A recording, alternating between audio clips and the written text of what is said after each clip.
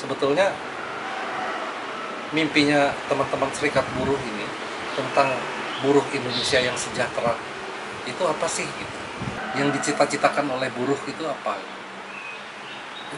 Itu nggak ada tuh yang apa bisa secara lugas menceritakan mimpinya.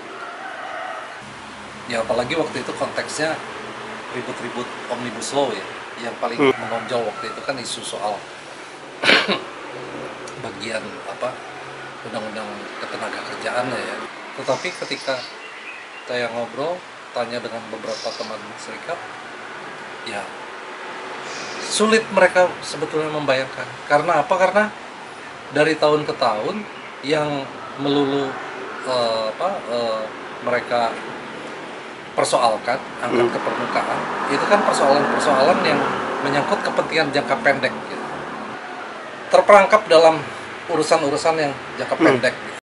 Di sini negeri kami, tempat padi terhampar, samudranya kaya raya, tanah kami subur Tuhan.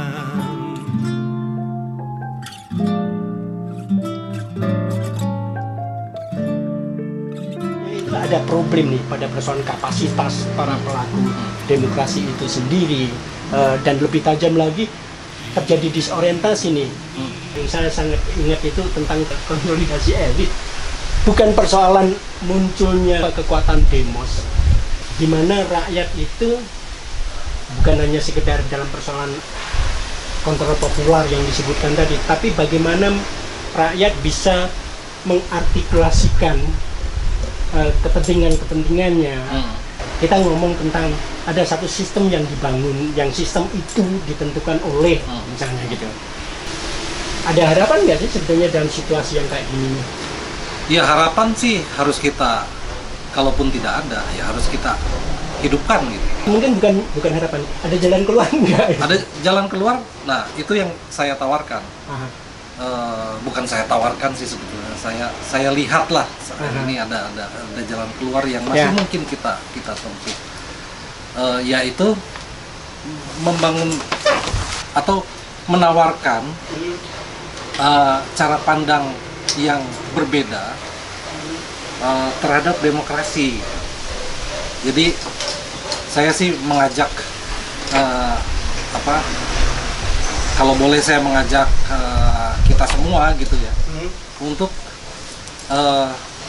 paling tidak mengurangi bayangan kita tentang demokrasi, mengurangi cara pandang, mengurangi porsi bayangan kita. Ketika kita berbicara soal demokrasi, dalam hal kaitannya dengan pemilu melulu. Jadi tentu saja pemilu adalah elemen yang tidak bisa dipisahkan ketika kita bicara demokrasi. Tetapi yang mungkin perlu kita bangun sama-sama ini adalah tidak sebaliknya berarti bahwa demokrasi itu melulu pemilu gitu. Demokrasi itu ya cara hidup kita sehari-hari gitu. Dan bagaimana kita membangun relasi dengan teman, dengan saudara, dengan lingkungan dan seterusnya, itu akan membawa gambaran demokrasi yang lebih besar juga sebetulnya ke atasnya. Nah, kalau memang kita mau mengubah gambaran demokrasi yang besar itu, ya harus kita mulai dengan menghidupkan demokrasi di level-level yang terkecil. Apa artinya? Di level-level terkecil. Level terkecil kita sebagai warga. Artinya apa? Ya dari tingkat warga perlu kehidupan demokratis dalam bentuk organisasi-organisasi kewargaan yang juga dikelola secara demokratis. inklusif, ya. Dalam praksis kehidupan sehari-hari itu juga sesuatu yang mendesak kan? Mendesak kalau memang kita membayangkan Indonesia yang besar ini demokrasinya harus berwajah berbeda dari apa yang kita lihat sekarang, maka ya mungkin salah satu cara saja ini yang saya tawarkan adalah ya kita mulai dari membangun demokrasi kecil di sekitar kita, hidup berorganisasi dengan cara yang demokratis, inklusif, ya, setara, saling respect, membangun kebersamaan di tingkat-tingkat relasi kita sebagai warga. Hanya dengan, bukan hanya dengan, mungkin karena mungkin teman yang lain punya solusi yang berbeda ya. Tapi setidaknya dari sudut pandang saya, mungkin dengan cara itu kita bisa kemudian memperluas basis-basis demokrasi kewargaan itu ke tingkat-tingkat yang lebih tinggi sampai kemudian kita bisa mendapatkan proses demokrasi Indonesia yang lebih baik. Artinya apa? Artinya mungkin sejak sekarang teman-teman aktivis pro demokrasi selain juga berupaya untuk mempengaruhi bekerjanya kekuasaan secara baik dari dalam lingkaran proses-proses politik formal ya, di pemerintahan, di legislatif, di lembaga-lembaga penyelenggara pemilu, lembaga-lembaga semacam KPK, Komnas HAM dan seterusnya, itu saya kira tetap penting dilakukan gitu. Tetapi energi yang lain itu perlu kita salurkan untuk membangun kehidupan asosiasi kewargaan yang demokratis di tingkat masyarakat, sekaligus juga mengatasi problem-problem ekonomi yang dihadapi oleh konstituen mereka. Cuma memang ada beberapa problem yang juga menjadi kendala besar ya. Kendala besarnya itu lebih pada persoalan strateginya bagaimana untuk kemudian kelanjutannya bagaimana. Betul. Ya, strategi yang lebih besar lagi misalnya gitu kan. Ya, kenyataan bahwa mereka juga harus berjualan lewat Gojek, GoFood, itu juga kan punya problem sendiri lagi ya. Tapi setidaknya ya ini ada. Dan ya inilah demokrasi itu gitu. Dan rasanya memang saya juga punya keyakinan hal-hal yang tadi dilakukan di situ kayaknya banyak dilakukan teman-teman di sana. Nah, cuma kan itu seolah-olah nggak pernah kita masukkan ke dalam bayangan kita ketika kita bicara demokrasi. Ketika kita bicara demokrasi, maka bayangannya adalah bagaimana memenangkan pemilu, lebih pada kekuasaan, bagaimana pilkada, bagaimana. Tidak kemudian dengan mengaitkan, oh ternyata ini ada ibu-ibu, ada anak muda, ada ini yang sudah melakukan sesuatu, harus di scaling up, dan salah satu cara terpenting melakukan scaling up itu adalah bisa akan lebih optimal kegiatan-kegiatan di tingkat mikro itu, inisiatif-inisiatif seperti itu akan lebih optimal manfaatnya ketika masuk dalam proses-proses politik. Nah, itu menjadi terputus nih ketika kita membayangkan demokrasi itu melulu hanya siapa yang kita calonkan, siapa yang harus kita menangkan gini. Padahal yang kita menangkan itu juga nggak pernah berpikir tentang kita.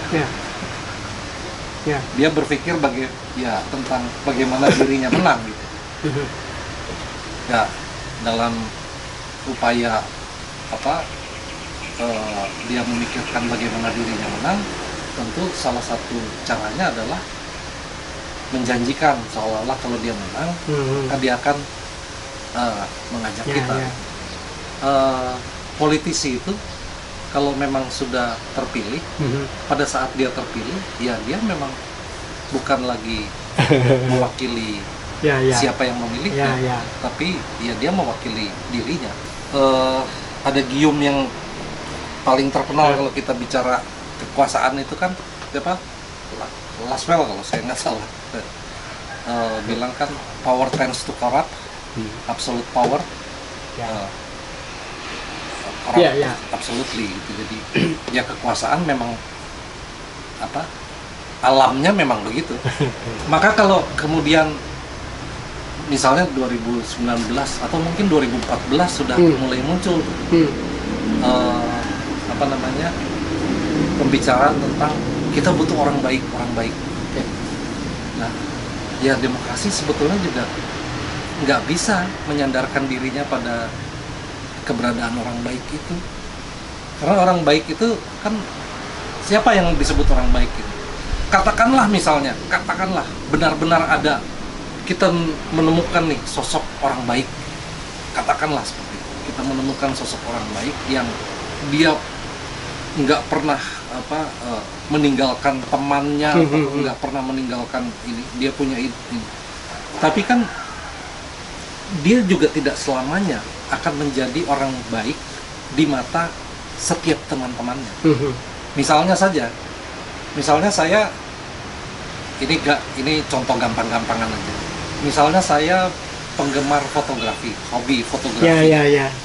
Ya. Teman yang lain punya hobi misalnya otomotif. Lalu kemudian ada satu teman nih yang kita sebut orang baik ini, jadi anggota DPR katakan.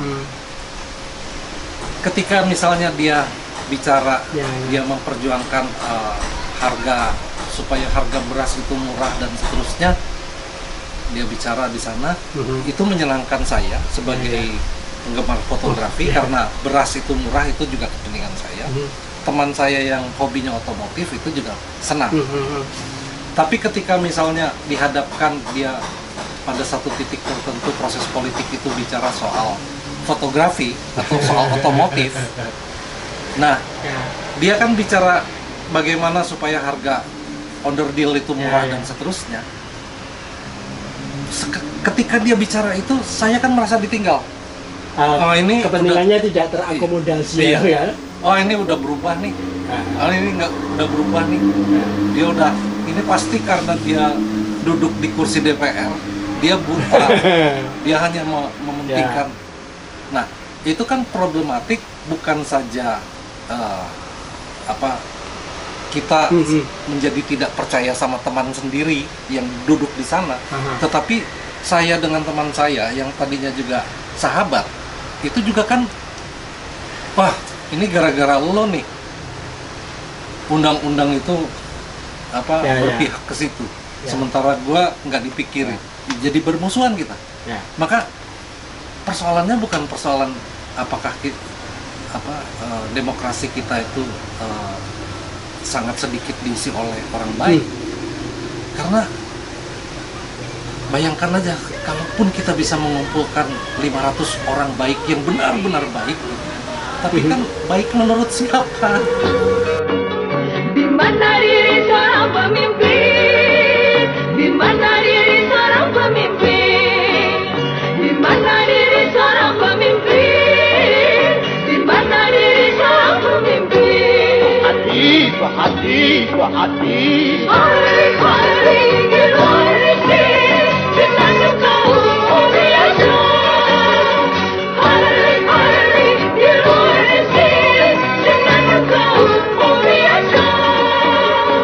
Hari tegak melangkah, dengan engkau biasa. Hari tegak melangkah, dengan engkau biasa.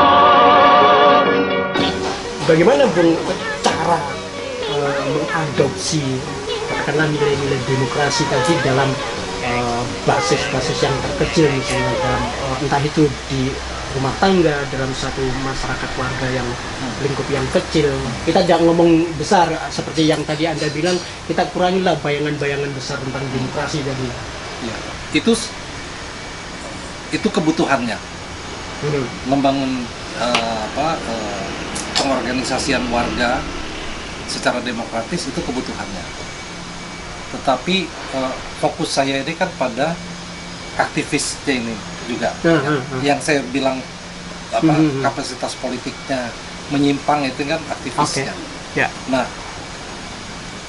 persoalan di gerakan masyarakat sipil, organisasi-organisasi masyarakat sipil itu juga saya punya bayangan gini loh. Saya itu kan selalu terkesan kalau naik pesawat itu pramugari ketika demo selalu mengatakan waktu dia nerangin pelampung masker penumpang dengan yang membawa anak-anak bersama anak-anak, pakailah masker terlebih dahulu sebelumnya. Itu kan sebetulnya saya menangkapnya, sebelum kita mau menolong seseorang, pastikan kita juga harus punya daya yang cukup. Sebab kalau enggak, dua-duanya malah bisa mati konyol. Nah, kalau memang kebutuhannya adalah membangun demokrasi kewargaan seperti itu, dan kita menaruh harapan pada aktivisnya ini juga kan, atau gerakan demokrasinya ini harus juga punya daya tahan yang cukup, atau punya hidup dulu deh organisasi-organisasi masyarakat sipil yang demokratis. Nah, salah satu yang tadi udah saya sebutkan, salah satu persoalannya adalah nggak punya resources yang cukup. Tidak punya resources yang cukup. Tergantung pada donor dan seterusnya. Saya membayangkan untuk urusan resources ini, andaikan saja teman-teman gerakan masyarakat sipil itu bikin koperasi. Koperasinya nggak usah yang muluk-muluk. Koperasi jual beli saya juga nggak begitu paham, tapi koperasi yang menyediakan barang kebutuhan pokok, nggak usah 9 bahan pokok, dubako 2 bahan pokok aja misalnya, gula sama beras, dan itu nggak usah melayani kepentingan orang banyak deh, melayani kebutuhan rumah tangganya para aktivis saja. Di Jogja ini ada berapa LSM, ada berapa NGO, ada beberapa organisasi rakyat. Di Jakarta, taruhlah misalnya ada 1000 aktivis, 1000 aktivis, berarti ada 1000 keluarga gitu. Satu keluarga 3 orang aja, berarti ada 3000 orang. Tiap-tiap rumah tangga itu butuh gula sama beras sebulan berapa? Yang keuntungannya udahlah 1 kilo gula itu 100 rupiah, 1 kilo beras itu keuntungan koperasi itu 100 rupiah. Berapa akumulasi dana yang terkumpul untuk menghidupi kompornya gerakan itu? Nah, ada berapa banyak aktivis di Indonesia ini yang bisa? Nah, teman-teman di Banjarmasin sudah melakukan itu juga dalam skop yang memang kecil ya. Tapi saya bayangkan ini kalau meluas, koperasi gerakan masyarakat sipil di Indonesia yang nggak usah muluk-muluk, tapi yang udah fokus saja pada pelayanan pengadaan beras keluarga aktivis, luar biasa loh dananya. Dan cara bekerja koperasi itu juga kan keuntungannya kemudian nanti dibagi lagi untuk anggota dan seterusnya. Itu jadi ketergantungan yang mungkin untuk membiayai seluruh kegiatan organisasi masyarakat sipil, mekanisme itu jauh dari cukup lah, masih kurang. Tetapi setidaknya ada dana yang selalu tersedia setiap saat untuk menjaga agenda itu tetap ke sana. Nah, tapi kemudian PR yang kedua adalah sebelum bicara agenda, bicara imajinasi deh, mimpi. Kita ini nggak pernah nggak pernah barangkali ya, belum pernah menyelesaikan mimpi kita tentang Indonesia yang demokratis. Bung, kalau kita agak balik lagi ya ke persoalan orientasi tadi. Nah, Pertanyaannya, apakah betul dalam persoalan orientasi ini, apalagi yang kemudian di mana orientasi tadi hilang atau terpecah misalnya, itu apakah itu bisa mereduksi kapasitas? Satu, terus yang kedua, pertanyaannya bukan kapasitas ya, tapi mungkin bisa mereduksi apa ya, konsistensi misalnya gitu. Terus kemudian juga bagaimana kemudian yang terjadi ketika muncul kompetisi nih di antara para pelaku pro demokrasi itu sendiri.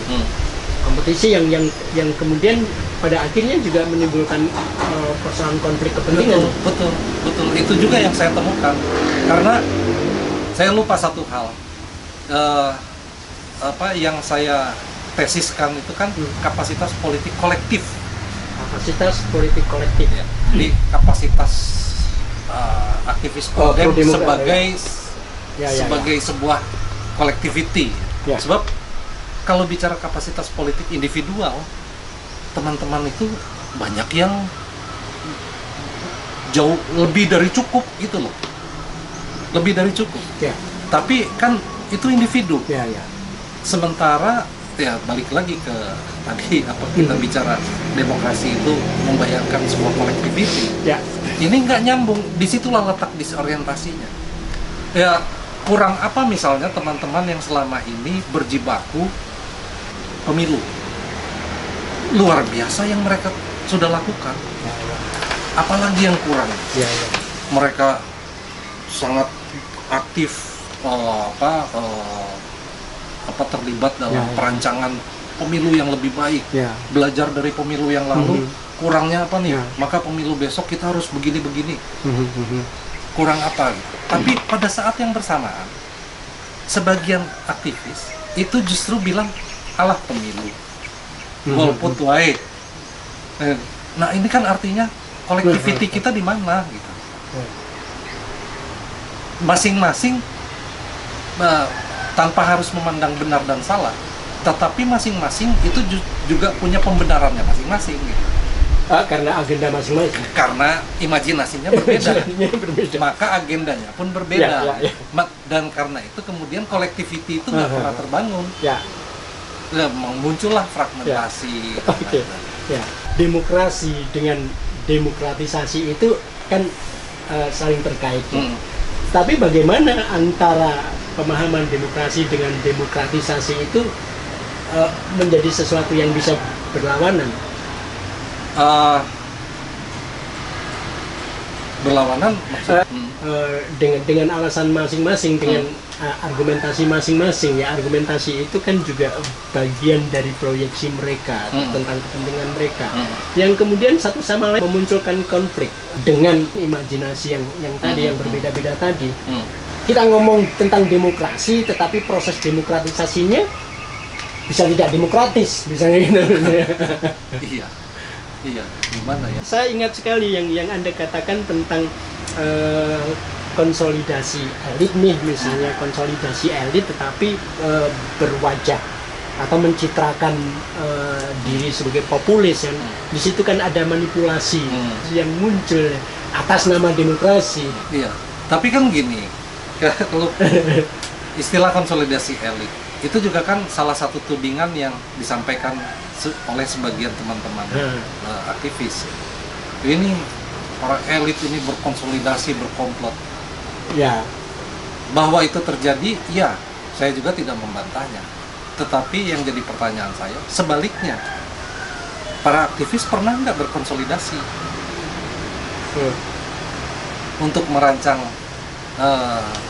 menemukan mimpi bersama, kemudian merancang agenda yang bisa saja kemudian agendanya itu berupa pembagian tugas gitu. Karena yang terjadi, data saya juga menunjukkan dari waktu ke waktu proses kompetisi, bukan semata-mata kompetisi, konflik lah di antara aktivis itu nggak pernah selesai juga gitu.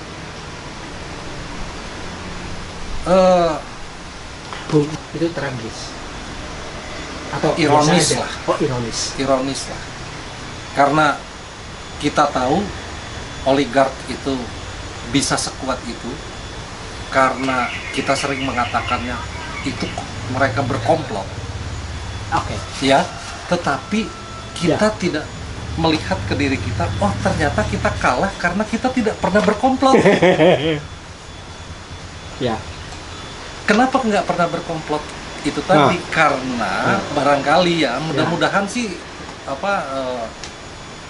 ada temuan lain yang bisa menunjukkan temuan saya juga tidak sepenuhnya benar, tetapi setidaknya apa yang saya temukan, para aktivis kita cenderung mengakumulasi basis kekuasaan, basis kekuatan dalam bentuk pengetahuan. Banyak sih teman-teman aktivis yang sekolah ke sana ke sini, dan cuma punya data yang cukup, artinya senjatanya juga sebetulnya cukup kuat, tetapi sayangnya juga tidak diimbangi oleh logistik tadi itu ya, sehingga konsistensi lah, ke sustainability-nya itu biarpet gitu. Tetapi juga persoalan lainnya adalah menggunakan senjatanya itu juga mungkin masih kurang tepat nih. Saya juga barangkali menjadi salah seorang bagian di antaranya, dan karena itu saya sih berpikir kondisi ini salah saya juga sih, gitu ya. Iya sih. Ya kan? Iya salah. Saya malah cukup merasa lega ketika menemukan iya ini karena kita juga sih yang keliru gitu. Kayak gini, kita punya pengetahuan yang cukup, kita punya informasi, kita punya data yang cukup, tapi seringkali kita bicarakan itu dalam forum seminar yang dihadapi juga oleh teman-teman aktivis yang jadi apa yang kita peroleh lewat pendidikan di sana sini, lewat konferensi di sana sini, itu kemudian kita sebarluaskan lewat forum diskusi publik, katanya forum seminar publik. Tapi yang hadir ya teman-teman aktivis juga. Bahkan dulu kalau misalnya mengadakan kegiatan-kegiatan di kampus, tergantung nih organisasinya apa. Kalau yang ngadain HMI, yang datang ya HMI, kalau GMN GMN dan seterusnya, misalnya kayak gitu. Dan itu saya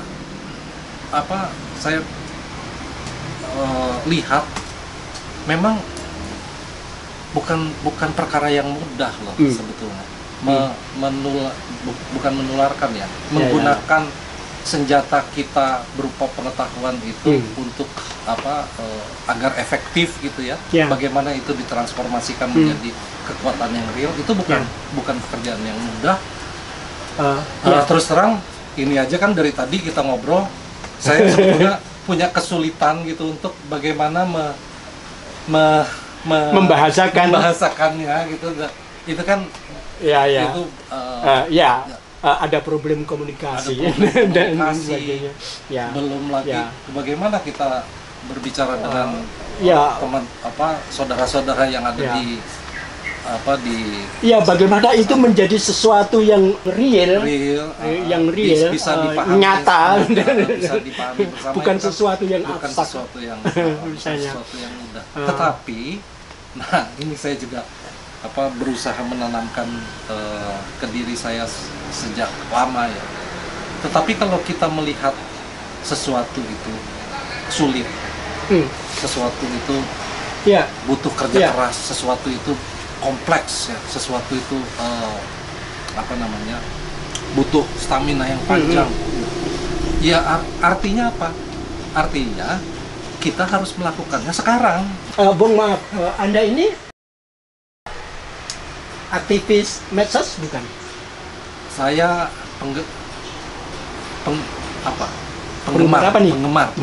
penggemar menikmati medsos ya. Menikmati. Itu kan kita bisa merasakan bagaimana riuh rendahnya. Siapapun boleh siapapun bisa berkomentar tentang persoalan apapun, juga tentu tentang politik aktual tentu ya. Anda melihat yang dalam keriuhan medsos itu menggambarkan apa? Itu menggambarkan suatu tahapan demokrasi kita atau bagaimana? Ya, pertama-tama saya pengen bilang pertama-tama saya pengen jujur dulu.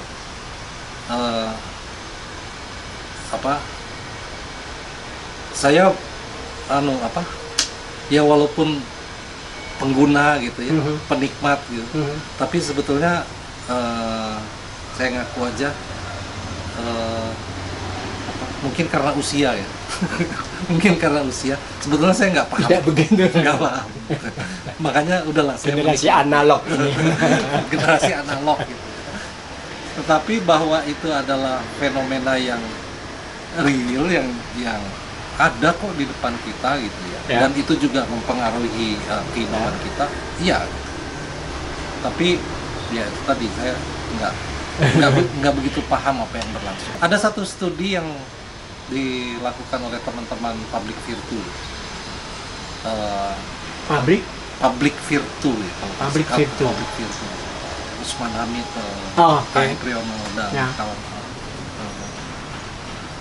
Kalau nggak salah mereka ngambil kasus fenomena pilkada Jakarta yang 2017 atau sebelumnya, tapi ketika ramai itulah, ya mereka menemukan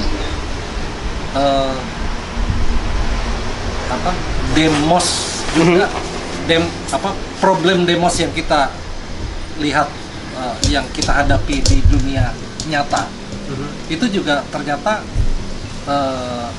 sama ditemukan juga di demos versi netizen itu. Artinya apa? Di sana, di dunia virtual itu juga mereka tidak menemukan netizen demos itu. Yang mereka temukan tuh saya agak lupa, etnos gitu ya. Jadi warga Twitter itu juga terbelah secara politik identitas, etnos, apalagi istilahnya oikos kalau nggak salah. Dampak-dampak politik identitas yang membelah itu juga ditemukan di dunia netizen. Dan jadi medsos ini hanya merepresentasikan jadi kita pernah mendengar ya, misalnya beberapa kejadian munculnya beberapa gerakan sosial di Mesir misalnya, ada di beberapa tahun yang lalu itu digerakkan oleh dimulai lewat apa yang terbangun, gerakan sosial yang terbangun di medsos gitu. Tetapi tampaknya untuk di sini itu situasi itu belum terlalu terbangun. Jadi nggak ubahnya apa yang kita ikuti di medsos itu cerminan saja dari apa yang kita hadapi. Maka yang saya pertanyakan tadi lebih pada persoalan yang muncul di majalah Time waktu itu. John Stein itu pernah jurnal wartawan Time pernah mengatakan bahwa semua anggota masyarakat dengan medsos itu menjadi tokoh masyarakat. Tetapi bahkan lebih dari itu, anonim itu pun tokoh masyarakat. Ya, anonim ini tokoh masyarakat. Nah, artinya kalau semuanya tokoh misalnya gitu ya, dengan orientasi yang sangat beragam begitu dan susah untuk dikonsolidasikan berkaitan dengan persoalan kita nggak punya imajinasi bersama nih. Apa yang akan terjadi selain kemacetan, Pak? Ya, nggak ada demokrasi kalau menurut saya. Nggak ada demokrasi. Karena lagi-lagi demos itu kita bicara collectivity. Ketika yang terjadi adalah planet-planet individu, yang nggak ada demokrasi di sana. Oke, ya ini perbincangan dengan doktor yang perjuangannya cukup panjang. Berapa tahun? Belum terlalu panjang lah dibanding mungkin ada banyak orang di luar sana ya. dari tahun berapa? Tahun 2015 atau berapa? Nah, saya sendiri kan menggeluti isu-isu demokrasi ini Ya. secara tidak sengaja tahun 2003. Ya. Nah, itu artinya jauh lebih lama lagi, hanya formalitas, kemudian 2015 masuk. 2003 itu barulah banyak orang yang justru sudah jatuh lebih dulu. bangun sebelumnya. Nah, Dan saya juga ke situ secara tidak sengaja.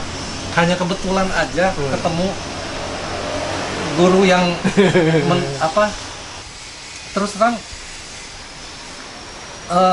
menyentuh aspek ini emosi pribadi saya gitu. Itu yang membuat saya ini. Kalau waktu ketika saya bersentuhan dengan isu demokrasi itu misalnya lewat pintu masuk elektoralisme itu barangkali saya juga tidak terlalu ini ya engage gitu. ya. Ini kebetulan saya ketemu orang yang ya gitu kayak ya ini gitu loh. Bung, dalam catatan harian Anda kan ya sebetulnya kan ketika promosi doktor dan sebagainya itu kan formalitas. Kan bahkan kalau saya tidak salah, Anda ini kan sebetulnya sudah dinyatakan lulus S3-nya itu pada Agustus 2021. Bahkan sebetulnya bukan hanya proposalnya, tapi tulisannya itu sudah diselesaikan pada Januari 21 ya. Dan Anda bilang tidak disentuh lagi sebetulnya sampai ketika ujian 2015 Pak. Loh, 2015. Anda bayangin disertasi itu, katakanlah gitu ya, saya nggak ngerti draft atau enggak, itu sudah ditulis 2015. Dan Bung Willy bilang tidak ada perubahan apapun sampai pada 2021 ketika itu dimajukan dalam ujian tertutup gitu dan dinyatakan lulus excellent. Artinya kan tidak ada perubahan apa-apa nih dalam demokrasi Indonesia nih, setidaknya menurut Willy. Yang kesimpulannya itu apa? Yang kesimpulannya itu ada problem nih pada persoalan kapasitas para pelaku demokrasi itu sendiri. Tapi Anda sadar bahwa itu jauh lebih berat kan? Apa lebih ringan? Lebih berat karena yang tadi ketika di awal saya bicara justru pintu masuk demokrasi yang kita impor gitu itu terlanjur kemudian menguasai ruang-ruang pembicaraan kita tentang demokrasi. Nah, saya pikir kalau kita ngobrol dengan beliau ini akan bisa sangat panjang dan tidak akan berhenti. Apalagi ini kita masukkan dalam YouTube ya, media yang tentu agak aneh dengan pembicaraan yang semacam ini. Ini makhluk apalagi dengan problem apalagi. Tetapi ada beberapa pesan yang sangat penting saya kira dari pergumulan beliau dengan teman-teman aktivis dengan ketika berada di Demos. Saya pikir teman-teman aktivis sudah sangat mengenal beliau. Nah, makanya kita kenalkan di dunia yang agak berbeda nih dengan generasi 4.0. Generasi yang mungkin apolitis juga, mungkin skeptis juga misalnya gitu. Dan beliau sudah berjuang untuk bisa menerima diresepsikan sebagai doktor ilmu politik. Ada satu pesan yang penting saya kira yang bisa kita pahami dengan lebih rendah hati. Apapun, apalagi dalam soal demokrasi, dalam soal politik, sebelum Anda menolong orang lain, itu problemnya adalah bagaimana kita menolong diri kita sendiri. Memastikan bahwa kita punya daya untuk memberikannya. Oke, terima kasih Bung Willy Purnasamadi, Dr. Willy Purnasamadi atas perbincangannya. Mudah-mudahan bermanfaat. Todong menodong dalam lingkaran politik adil makmur. Todong menodong dalam lingkaran politik adil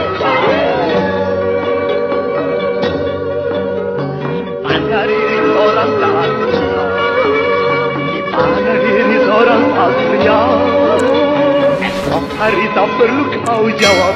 Senapan, Esok hari tak perlu kau jawab. senapan, Esok hari tak perlu kau jawab. senapan, Esok hari tak perlu kau jawab. senapan. Dar.